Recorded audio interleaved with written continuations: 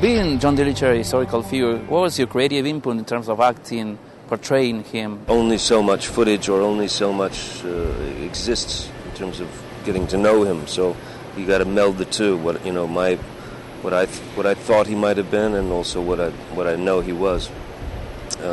What happened for me, the key for me was I'd done all this research, I'd read all the books, I knew everything in the world about him, and then suddenly what sparked was I realized that he was born and raised about 60, 70 miles from where I was born and raised. So suddenly I instantly went, oh my God, this guy's he's family, And then the voice started to click, and I knew what he sounded like, and I knew that he was, in a lot of ways, very similar to my family, to my grandfather. Dillinger, at the time, in terms of your portrayal, was a movie star, because he was very charismatic, the people loved him, but still he was an outlaw. How do you get along with this paradox?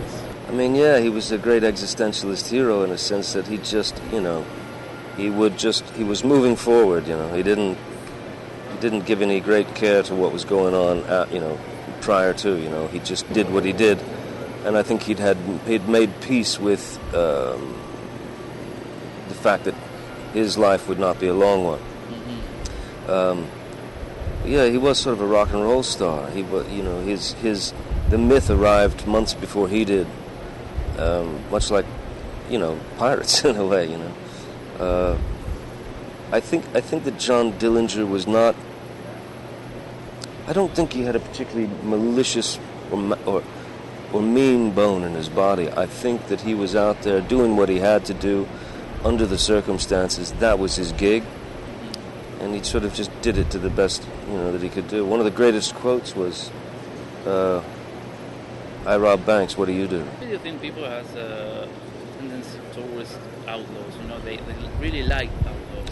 Well, I think people do have a fascination with outlaws. I mean, it's depending on the outlaw or depending on the villain. But the fact of the matter is, we like it